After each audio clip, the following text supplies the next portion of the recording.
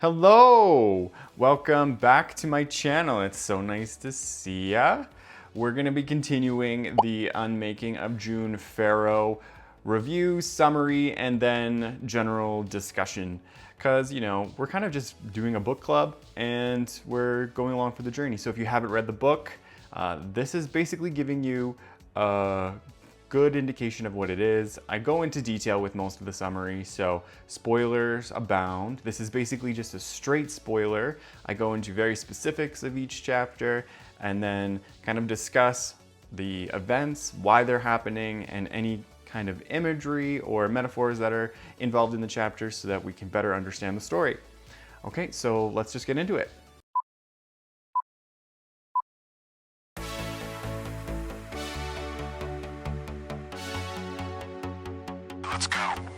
Okay, so at the end of chapter 8, June walks through the red door, and at the beginning of chapter 9, we see that she is in the past. So what we thought all along has finally happened. I have a feeling we're not in Kansas anymore. So June only knows to trust the letter that she got from some mysterious force and goes back to that old tobacco farm on Hayward Gap Road.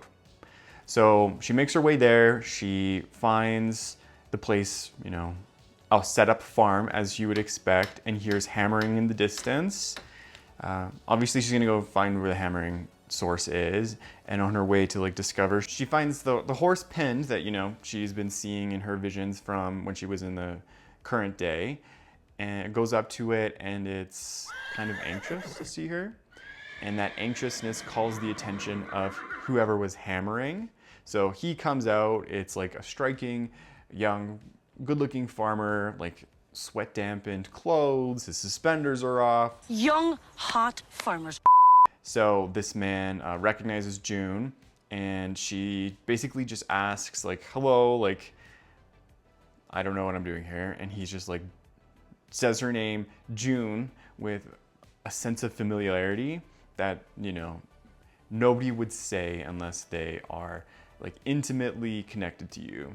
So he comes up to her and intensely asks, what is she doing here? And she replies I don't know, I don't know who you are, and I'm actually looking for my mom. Lost. And he's I don't understand, has anybody seen you? And she replies, yeah, 2 people have seen me. And then he's dang, get in the house. And kind of takes her by the hand and leads her into the house. And at this point, June's a little freaked out, and this guy's intense and angry and upset, it seems like. So he says to wait in the house while he goes off and does something, and June is kind of left shell-shocked in his place of residence, and she kind of gets a sense of a female influence in his place. It to me anyway was described as kind of run down, but homey. So she eventually says that the book says that she was pulled towards a picture frame, and within that picture frame, she sees that farmer and then a young woman with the same birthmark that June has, lovingly latched onto him. And you can obviously tell that they had some kind of relationship. And seeing that and knowing that a past self of her was in a relationship with this guy freaks her out, and June, decides to run away. I'm sorry, I'm gonna go. And wants to make her way to town, and on her way there, she kind of encounters the train tracks. I think she was following the wrong way and almost gets hit by the train, and then finds her way down back to the riverbank. And then there's sort of they use nature as a bit of personification. So she looks into the water and the reflection of the sky and the trees overhanging, the shadows interplaying with her reflection, meld together in a confusing sort of mess where you don't really have an identity. She attributes that to how she's feeling in the moment. Then the guy, his name is Eamon, calls out and finds her and asks what is she doing here? And June doesn't really have a good explanation. She's just kind of oh, trying to get away from you. And then another voice comes in, and it's the deputy. He calls down being is everyone okay? I heard a ruckus. And he spots June and says June, hey, what are you doing here? I thought you were visiting your mother. And Eamon like shushes her quickly and says like, oh yeah, June just got back. And we find out that June, like the June from the past, or the June that was here before present day June, went to go visit her mother, who was ailing in like a town some distance away, and that's why she has been missing for an entire year. And then we find out once, so like Eamon ushers June into his truck to deliver her somewhere, like either back to his place or somewhere else.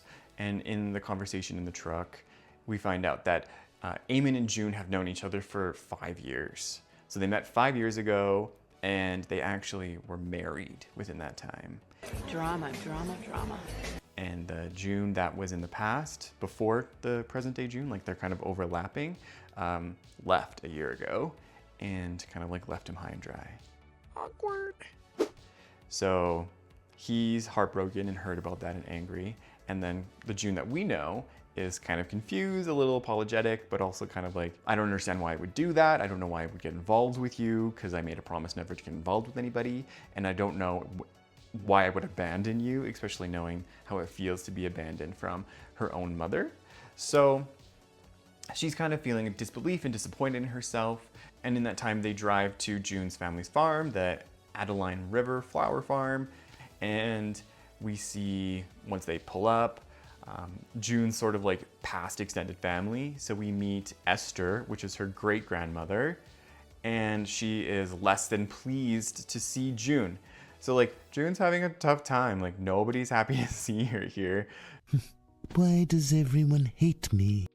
She just came here to like kind of find her mother and follow the red doors because Birdie gave her like the sound advice to go through, and everyone here kind of hates her. So she's having just a grand old time, and although she gets to see these people from her past and like connect with them a little bit, it's sort of like, well, what the heck? This sucks. And we find out that everyone's sort of just upset with her because the other June left after promising that she would never leave. And that sort of ends chapter 9 and 10. And then chapter 11 starts with June staying overnight at the family farm and then waking up the next morning, like smelling biscuits. And that's like a familiar scent to her. And she comes down, like lured by that scent, and finds Esther there and I think coffee.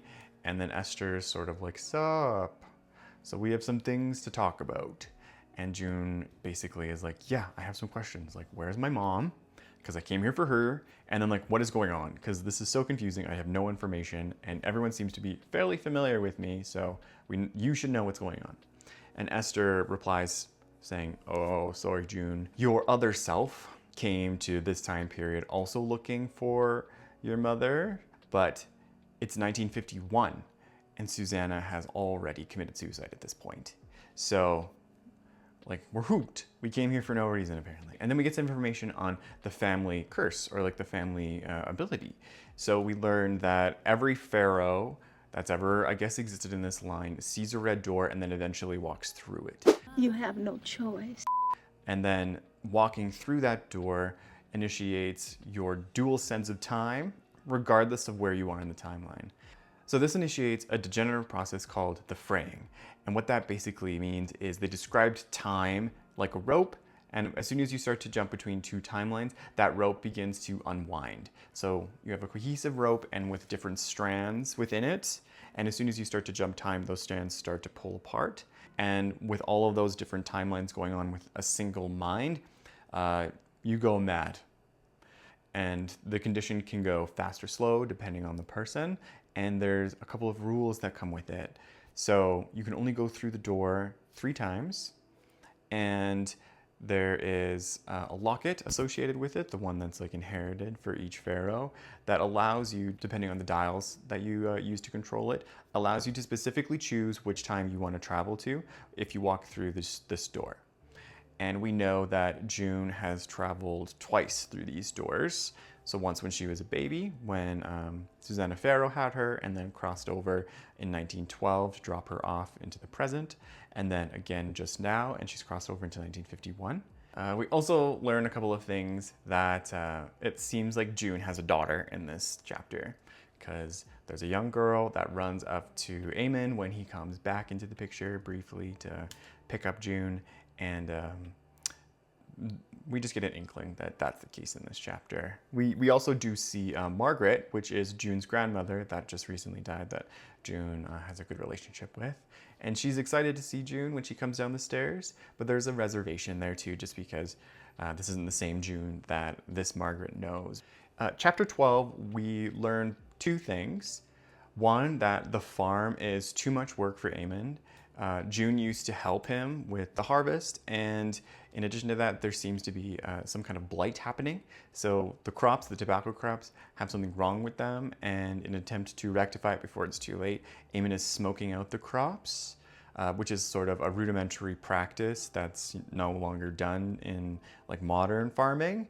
So it's a lot of work, and June offers to help him, but he's reticent to accept anything from her because he doesn't want her to impact their lives. He kind of just wants her to go as soon as possible.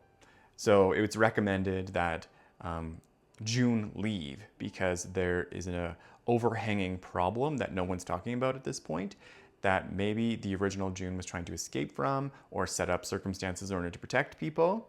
We also discover at the end of the chapter that June is remembering things that have never happened to her. So she had a flashback memory of her and Mason swimming late at night, and it just never happened. So it's a memory that this other June experienced in her timeline, in her life, and this June never experienced it. So we're getting the two parallels sort of like melding together. In chapter 13, June starts to embrace the physicalities of this life. So she goes into the other June's room and sees like knickknacks that June would have selected, clothing that she would have chosen for herself. So she puts on the clothing and like kind of dresses up as the other June, and notices that a wedding band was left on the vanity. So even that other June, like even left her own wedding ring. Like she completely left everything for reasons unknown. Damn, girl. She walks out and Eamon sees her, and he has like a tough time sort of coming to terms with it because he was in love with this June. And then we also have Margaret come by in order to keep watch on everybody. And we interact a little bit more with Annie, which is, as we learn throughout these chapters, that is actually June's and Eamon's child. And Annie is in the realm of like 3 or 4, I think closer to 3. And so when June left a year ago, Annie wouldn't have been old enough to really remember her. So Annie doesn't see June as a mother figure or connect with her in that way. And we also learn that the primary reason that June's family is so distant from her is because June left Annie alone when she walked through the door. So she abandoned Annie, but then she also left her unattended. And I guess it's dangerous because she left a child without like supervision, and her family are just so confused and so mad about her leaving, and then leaving in such a dangerous way to her own child. I am so mad at you, and I'm entitled to that emotion. In order to sort of fill her time and kind of like put her energy towards something, June finds a neglected garden out back, and there used to be vegetables there, and you can see sort of like the remnants of those plants, but it's overtaken by dandelions and like a bunch of other weeds. And so June takes it upon herself to de-weed this garden, and does so like violently, so much so without gloves, so she like hurts her hands. It seems like the garden has been neglected since the other June left, so for an entire year. So chapter 14 starts with June walking over to the horse on the property that she recognizes from her visions, and the horse's name bubbles up from some unknown memory as Callie. And as she goes over to the horse and interacts with it, another memory comes with it on how her and Eamon met. I think it was by a river, and June found Callie and goes over to her to sort of look at the horse and be like, what are you doing here?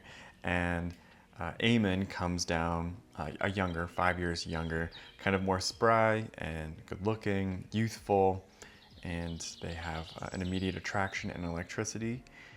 And that's basically it. It's just like a meet cute over Callie. And then The scene ends with June twirling a small bluebell between her fingers. Later, June and Eamon head back to the house where Margaret has left food for the family, and June nervously acknowledges that Eamon might need help on the farm, but he's laid down specific boundaries between June and Annie, and how June integrates herself into their lives. And that includes the work on the farm. June also probes for the name of the horse, which is Callie, and he confirms that, which reinforces that June is remembering things that she's never experienced from before, like she's gleaning information from a parallel version of herself. So June heads to bed after they kind of have like short conversation. It's just like they're always very like intense with each other, and she's looking for evidence of why her other self would have left, and searches under the bed and typical places where she would hide things, and comes upon some newspaper clippings of a slain reverend and the body found in the Adeline River, which we know is the eventual fate of Nathaniel Rutherford. He had only died a year ago, which means that the previous June, the parallel June, would have met him before his death. So there could be buried memories that could be recessed, provided enough time and space and triggers, because it seems like the memories are triggers based, and they might increase with time. We'll see. June also finds the photograph that was sent to her by her grandmother with the picture of her mom and Nathaniel Rutherford, except on this version, when she flips it over, there's a piece of paper with a series of dates on it. The dates are written in June's own handwriting, and I believe the dates are 1912, 1946, 1950, and 1951. And out of those 4 dates, we know that June was born in 1912. She came to 1951 in this trip. And then 1946 probably is when the other June came, because that's 5 years ago. And then 1951 or 1950, I don't know. Chapter 15 starts with June determined to remember anything that would help her try to understand why she would have left, and kind of get some more information on her other life unlived. And in order to do so, she thinks that muscle memory will be a trigger. So she kind of goes through what she thinks the other June would have done in her daily routine, and lets sort of like that parallel memory lead her through the tasks. So she collects eggs, makes coffee, and does like makes biscuit dough, and kind of goes through the morning routine that she would think that the other June would have. And it's true, like it's led by like some phantom memory. And as she goes through these tasks, Eamon comes up and sees her, and then kind of sees the version of June that was his wife. And there's a softening there. And he approaches her and offers gloves to help her garden because her hands are all torn up. And that's the first sort of thawing that he's had since she's arrived. Confused. Are you being nice? So through the morning exchange, June wants to know if she, in her previous self, kept a journal or some kind of record of events, or maybe the episodes. And Eamon adamantly says that no, June didn't keep anything, and if she did, he's unaware of it. The morning is broken by a knock at the door. Eamon can see from outside whose car it is, the sheriff's, and he's immediately like terrified. And when he opens the door and the sheriff comes in, June hides in the bedroom, and the pleasantries between them are really strained. Eamon is cautious and defensive. The sheriff is inquisitive and confrontational about talking to June. Eamon insists that June needs more time and to come back at a later date. And for some reason, the sheriff complies and leaves. But it's very obvious that June is in legal trouble. June wants to know why the sheriff is so interested in her. So once the sheriff leaves, she talks to Eamon and asks, and he says that the sheriff is just doing his job, but we know that it runs deeper than that. And because we found some evidence of Nathaniel Rutherford's death just like a year ago, June leaving a year ago, a couple of dots can easily be lined up, in addition to Esther saying that June has come at a bad time and it would just be better if she left. So that's how this series of chapters is going to end for this session. We can just mildly discuss some of the projections that we might think and go from there. So the first thing that's interesting is how June is already breaking the rule of going through the red door 3 times. Because as far as I understood, it's that one individual can jump back and forth in time, but whatever time they leave, their absence is felt. So there's not somebody to replace them and keep living their life. What we also need to talk about is Mason and Eamon and June having to choose between them. So the other June chose Eamon. But what about Mason? What about me? Like, he was kind of, I guess he's just segmented to friend zone. And that's just where he's gonna stay, because the attraction just was never enough for June to choose the present in order to be with him. And this Eamon character is who she's eventually going to choose, and she does have a daughter here. It's pretty obvious that that's the correct choice, and she does have a child. But then why did the other June leave? Why is this June here? Is she a replacement? There's just a lot of unanswered questions so far. We're also getting new character dynamics. So we have June and Eamon, who are contentious with each other but have an undercurrent of attraction, and then resentment with Eamon because June left. And then there's June, who's feeling shame because she's repeated the abandonment that she experienced from her own mother with Annie. And then you have June and Esther, who have also a contentious relationship because Esther doesn't trust this June, just wants her to leave, and sees her as more problems than she's worth. And is sort of holding her accountable for things she hasn't done, which I think is unfair. I can understand why she's holding some barriers and being a little defensive, because June is a threat to her family and her livelihood, because there seems to be some kind of legal problems that they're in, or that June's in, that might fall on the Farrow farm. So I can understand why she's like pushing her away a little bit. But at the same time, she could have another reaction. She could be like trying to safeguard her and be more like prepare her for whatever trouble she's in. Instead, she's keeping it a secret and just hoping that a red door will appear in time, that she can avoid any of the implications of whatever the sheriff is interested in finding her for. Get out of my house! We don't know how common these red doors happen, but they don't seem to be that common, and they also seem to be timed specifically for some pivotal event. It's not like you can call it to you, and it's not like you can really go searching for it. They appear when and if probably they're needed. So I don't know why Esther thinks that it's going to happen, or this need is going to happen immediately after June just walked through a red door and hasn't completed whatever she's here to complete yet, or whatever it is that these doors are supposed to stimulate within the Farrow women's lives. So I don't really understand it at this point. Curious. And then you have Annie and her relationship to Eamon. There was one depiction in the book where she wraps around him like a white flower, and he's sort of like the grounding like tree, and she's just like this ornate, beautiful, wispy thing. I thought it was a really apt and beautiful image of how sweet their relationship is and how nurturing Eamon is as a father. There's also the idea that 2 people can exist in the same time at the same time. So you have like the 2 Junes that are living parallelly in different times. But if that other June or this June were to ever cross back, the original June would disappear. Or you have the idea of if the June that left like a year ago, that left Eamon and Annie, came back to the past for whatever reason, then the June that's currently here would disappear. So I think it's like the traveling June takes priority, and then the June that it was there existing already is sort of like the losing side of who's going to actually end up existing.